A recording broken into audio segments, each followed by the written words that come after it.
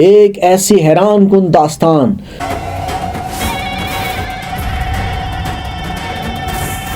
جو ابتدا سے آخر تک آپ کو پراسراریت کی نئی دنیا میں لے جانے والی ہے۔ اختتام تک یہ پروگرام دیکھیں اور حیرت کی اس نئی دنیا میں گم ہو جائیں۔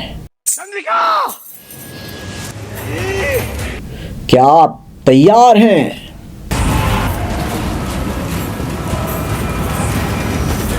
انسان کی تاریخ کی ابتدا مذاہب کے مطابق حضرت آدم علیہ السلام اور اماں ہوا سے ہوتی ہے۔ سائنس کہتی ہے انسان ارتقائی عمل کے نتیجے میں اس کرہ ارض پر پنپا اور وجود حاصل کیا۔ قرآن پاک میں اللہ پاک نے کہا ہے کہ میں نے ہر جاندار کو جوڑوں میں پیدا کیا ہے۔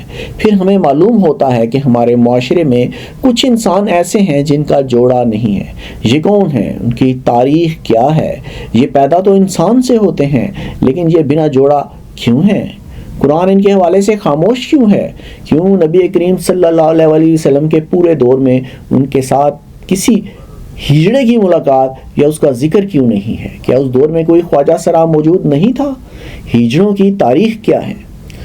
ویدک ادب اور مہا بھارت جیسی قدیم کتب میں ان کا ذکر ملتا ہے۔ اس دور میں انہیں مقدس اور روحانی مقام دیا جاتا تھا اور انہیں عبادات اور رسومات میں شامل کیا جاتا تھا۔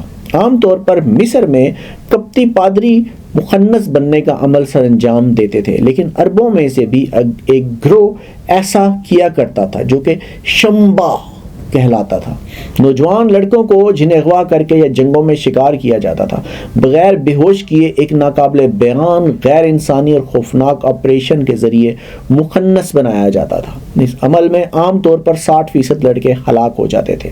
خون روکنے کے لیے دہکتے کوئلے زخموں پر لگا دیے جاتے تھے جس سے وہ انسان ایک خونی چیخیں مارتا ہوا محسوس ہوتا تھا۔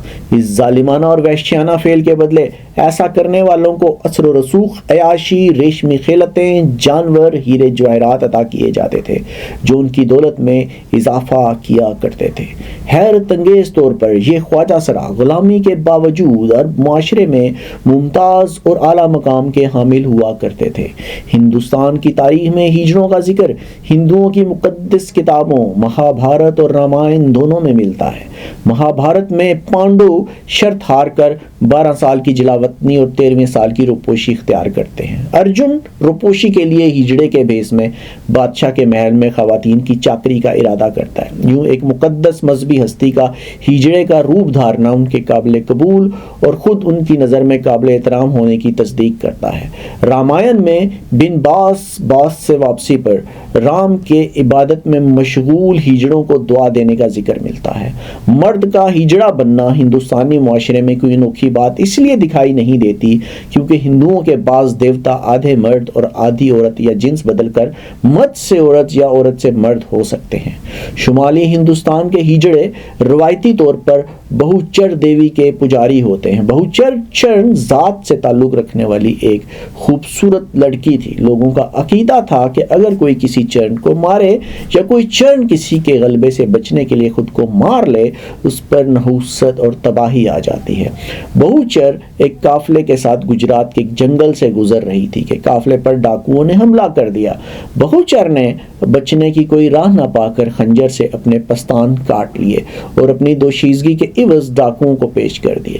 کہتے ہیں کہ یہ واقعہ ڈاکوؤں پر تباہی لایا اور بہوچر اپنے پستان کی قربانی دینے پر افزائش نسل کی دیوی کا روپ اختیار کر گئی۔ بعد میں بہوچر ماتا کے مرد عقیدت مندوں میں ماتا کی خوشنودی کے لیے اپنے جنسی اعضاء کو کاٹ کر ہجڑے بننے کے رواج نے جنم لیا۔ بعض روایات کے مطابق مردانہ کٹوا کر ہجڑا بننے کے لیے مردانہ خصائص سے محرومی اور ہجڑا بننے سے پہلے لمبے عرصے تک جنسی وظائف سے مکمل لاطال کی بنیادی شرائط ہوتی تھی۔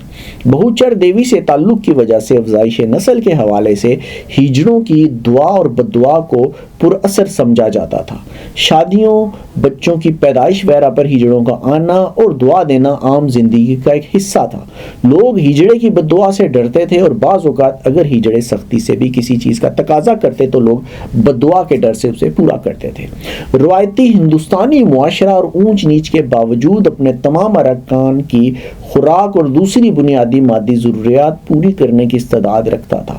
اس معاشرے میں ہجڑے بھی ایک تسلیم شدہ معاشرتی حیثیت رکھتے تھے اور اپنا حصہ وصول کرتے تھے۔ ہندو راجاؤں کے ہاں ہجڑوں کو خواتین کی حفاظت اور موسیقی کی تعلیم کے لیے ملازم رکھنے کا رواج بھی موجود تھا۔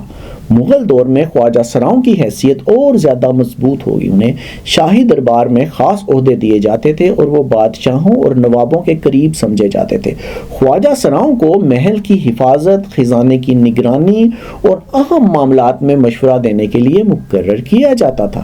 اس دور میں انہیں نہ صرف سماجی بلکہ سیاسی طاقت بھی حاصل تھی۔ خواجہ سرا کسی دور میں ہندوستان کے بادشاہوں اور ان کے اہل خانہ کے خاص خدمتگار ہوا کرتے تھے اور شاہی محل میں ان کے مختلف کاموں پر مامور کیا جاتا تھا جو وہ بخوبی انجام دے سکتے ہوں۔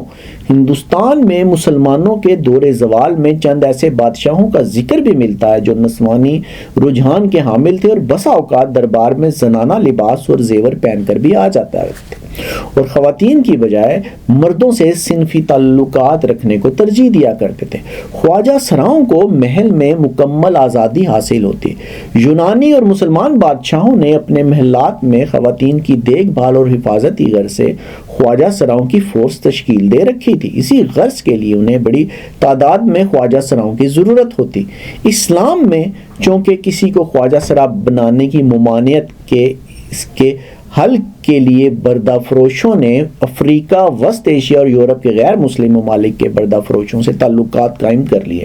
یہ لوگ اپنے ہاں کے غلاموں اور جنگی قیدیوں کو خواجہ سرا بنا کر انہیں مسلم ممالک کی طرف سمگل کرتے۔ چونکہ یہ سارا کاروبار بادشاہوں کی خواہش سے ہوا کرتا تھا، اس وجہ سے اس پر حکومت کی جانب سے کوئی پابندی عائد نہ تھی۔ اس میں سب سے اہم بات یہ ہے کہ یہ خواجہ سرا پیدائشی نہیں ہوتے تھے۔ نواب اودھ نے اپنی فوج میں ہیجڑوں پر مشتمل ایک فوجی دستہ تشکیل دے رکھا تھا جو کہ تاریخ میں ہیجڑوں کی باقاعدہ واحد فوجی بٹالین تھی اور ان کی یونیفارم بھی زنانہ لباس پر مشتمل تھی، بلکہ ان کے خواجہ سرا ان کو بنایا جاتا تھا۔ سب سے پہلے 1668 میں شہنشاہ اورنگزیب نے الہ آباد اور اودھ کے صوبیداروں اور فوجداروں کو حکم دیا کہ وہ ان افراد کو تلاش کریں جو بچوں کو خواجہ سرا بناتے ہیں اور انہیں ہتھکڑیاں اور بیڑیاں پہنا کر دربار میں لائے۔ اس سے بھی یہ بات واضح ہوتی ہے کہ اس دور میں لوگ تھے جو دوسروں کو خواجہ سرا بناتے تھے۔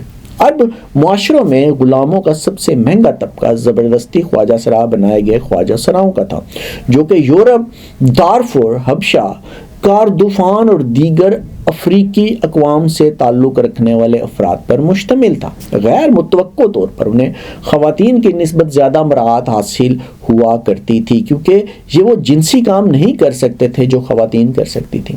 سرکاری سطح پر مجرم قرار دیا جانا، تھانوں میں اندراج، کسی بھی وقت 16 سال سے کم عمر افراد کی تلاش میں ہیجڑوں کے گھروں کی تلاشی اور حق وراثت سے محرومی ان عوامل میں سے کچھ تھے جن کی وجہ سے یہ ہیجڑے رفتہ رفتہ معاشرے میں اپنے روایتی مرتبے سے محروم ہو گئے۔ پاکستان میں جب کرمنل ٹرائبز ایکٹ 1950 نافذ کیا گیا تو معاشرے اور اداروں میں ہیجڑوں کے خلاف تعصبات جڑ پکڑ چکے تھے۔ تعلیم کے فروغ نے جہاں ہیجڑوں سے متعلقہ روایات کے اثر کو کم کیا، وہیں اپنی مخصوص سماجی حیثیت کی وجہ سے ہیجڑے تعلیمی طور پر پسماندہ ہی رہے۔ تاہم جنرل ضیاء الحق کے مذہبی قوانین کے نفاذ تک ہیجڑوں نے اپنے معاشرتی نظام کو کسی نہ کسی صورت میں قائم رکھا ہوا تھا۔ جنرل ضیاء کے قوانین کی وجہ سے پولیس کے رویے کو جو کرمنل ٹرائبز ایکٹ کے ہونے کے باوجود تبدیل نہیں ہوا تھا، اس کو دوبارہ قانونی جواز مل گیا۔ نئے قوانین کی وجہ سے ہیجڑوں کو جسم فروشی کے الزام میں گرفتار کرنے کی دھمکی دینا، ان سے جبراً بھتہ لینا اور ان کے ساتھ جنسی زیادتی کرنا پولیس کا معمول بن گیا تھا۔ آمدنی کم ہونے، بدلتی ہوئی سماجی صورتحال میں اپنا پرانا تشخص کھو دینے، پولیس اور جرائم پیشہ افراد کی زیادتی اور دوسرے عوامل نے مل کر 70 کی دہائی کے بعد ہیجڑوں کو انتہائی کم آمدنی والے جنسی کارکنوں کی صف میں دھکیل دیا۔ پیدائشی خواجہ سرا ہوتے ہیں یا نہیں؟ میں نے جب یہ تحقیق شروع کی تو میرے سامنے ایک بہت بڑا سوال تھا اور میں بہت سارے خواجہ سراؤں سے ملا، اور جو حیرت انگیز بات میرے سامنے آئی وہ یہ تھی کہ ان میں سے اکثر اولاد والے ہیں۔ اب جو شخص بچے پیدا کرنے کی صلاحیت رکھتا ہے وہ خواجہ سرا کیسے ہو سکتا ہے؟ کیونکہ ہمارے نزدیک خواجہ سرا وہ ہوتے ہیں جو پیدائشی طور پر نامکمل مرد ہوتے ہیں اور ان میں کسی عورت سے ازدواجی تعلقات قائم کرنے کی صلاحیت نہیں ہوتی۔ اس بارے میں جب میں نے خواجہ سراؤں کے آگے سوال اٹھایا تو ان کا یہ کہنا تھا کہ ہاں ہم مرد ہوتے ہیں، ہم میں پوری زنانہ مردانہ خصوصیات ہوتی ہیں، زنانہ نہیں ہوتی، لیکن ہماری روح زنانہ ہوتی ہے، جس کی وجہ سے ہماری عادات زنانہ ہو جاتی ہیں۔ ہم لپسٹک لگانا، چوڑیاں پہننا، دوپٹہ لینا، غرض ہر وہ بات جو لڑکیاں کرتی ہیں انہیں کرنا پسند کرتے ہیں۔ ان میں سے ایسے بھی ہوتے ہیں جو عورت بننے کے جذبات پہ اتنے مغلوب ہوتے ہیں کہ ایک مخصوص مصنوعی عمل جسے نربان کہا جاتا ہے اس سے گزر کر مردانہ خصلتوں سے محروم ہو جاتے ہیں۔ یورپین ممالک، امریکہ، کینیڈا وغیرہ میں ہم جنس پرستی کو باقاعدہ قانونی تحفظ حاصل ہے۔ وہاں مرد سے اور عورت سے شادی کر کے زندگی گزار سکتے ہیں، جبکہ ایشیا میں اسے بہت بڑی برائی سمجھا جاتا ہے۔ یہاں لوگوں کے خواجہ سرا بننے کی بڑی وجوہات میں ایک ہم جن پرستی کو معیوب سمجھا جانا ہے، اور جب لوگوں کو راستہ نہیں ملتا تو وہ خواجہ سرا بن جاتے ہیں۔ دوسرا، ان میں عورت بننے کا جنون چھایا ہوتا ہے اور ان کے گھر والوں ان کا نفسیاتی علاج نہیں کراتے، ڈاکٹروں سے نہیں ملا جاتا۔ آپ یورپ میں دیکھ لیں، امریکہ اور دیگر ممالک میں دیکھ لیں، بہت سارے ججز آپ کو ایسے ملیں گے جو ہم جنس پرست ہیں اور عورتوں والے حلیہ بنا کر اپنی سیٹ پر بیٹھے ملیں گے۔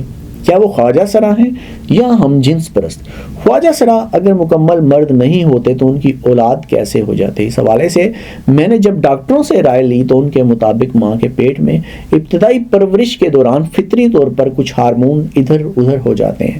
یہ عام طور پر وہ بچے ہوتے ہیں جن کی جنس پیدائش کے وقت متعین نہیں کی جا سکتی۔ ذرا بڑا ہونے پر مختلف ہارمونل ٹیسٹ کی بنیاد پر ان کو قریبی مرد یا عورت کہا جاتا ہے۔ اس کا انحصار اس بات پر ہوتا ہے کہ ان کا ہارمونل بیلنس کس طرف زیادہ ہے۔ یہ ایک الگ بات ہے کہ وہ عام انسانوں کی طرح اپنی نسل کو آگے بڑھانے کی صلاحیت نہیں رکھتے، لیکن بچپن میں ہی ان کے 2-3 آپریشن اور ادویات سے ان کا ہارمونل بیلنس درست کیا جا سکتا ہے۔ نظیر سب سے یہ ثابت ہوتا ہے کہ اسلام میں بالکل بھی کسی مرد کا عورت کے روپ میں ڈل جانا اور یا عورت کا مرد کے روپ میں ڈل جانا، اس کی بڑی سخت مخالفت کی گئی ہے، اور نبی کریم صلی اللہ علیہ وسلم نے اس حوالے سے بڑی سخت احادیث ہیں۔ سوالات اپنی جگہ پہ ابھی بھی یہی کھڑے ہیں کہ نبی کریم صلی اللہ علیہ وسلم کے پورے دور میں آپ کو کوئی بھی ہجڑا یا مخنث نہیں ملے گا، اور یہ بڑی حیرت انگیز بات ہے۔ اسی حیرت انگیز بات نے مجھے اس طرف متوجہ کیا اور میں نے آج کا پروگرام کیا۔ ہمارے معاشرے میں جتنے بھی لوگوں سے ملا، جتنے بھی میری ملاقاتیں ہوئی ہیں، ان کے گروز سے ہوئی ہیں جو بڑے گروز ہیں، سب نے اس بات کی تصدیق کی ہے کہ یہ ریئلٹی میں ایسی کوئی جنس نہیں ہوتی، بلکہ یہ لوگ مرد جو ہوتے ہیں یہ جنسی حوالوں سے مغلوب ہو کر یا کچھ بھی کر کے یہ اپنے آپ کو کنورٹ کرتے ہیں، پھر یہ لوگ کہیں بھیک مانگتے ہیں، کہیں گاہ جا کر اپنا گزارا کرتے ہیں۔ اب کچھ اچھی روایت یہ آ رہی ہے کہ کہیں ان میں ایسے ہیں جو پڑھ لکھ رہے ہیں، کوئی ڈاکٹر بن رہا ہے، کوئی باقی چیزیں بن رہی ہیں، لیکن یہ انسان کے اندر موجود ایک جذبہ ہے جس کا باقاعدہ علاج کیا جا سکتا ہے، اور اس حوالے سے کہیں اب این جی اوز بھی کام کر رہی ہیں۔ اگر کوئی ایسا بچہ جو لاکھوں کروڑوں میں جا کے ایک ہوتا ہے جس کا تھوڑا سا پیدائش کے وقت پرابلم ہوتا ہے، اس کو پراپر علاج موجود ہے، اور اس کو آپ اس سے نجات دلا کر معاشرے کے لیے بطور مرد یا عورت جو ہے اس کو اپنی زندگی گزارنے کا اہل کر سکتے ہیں۔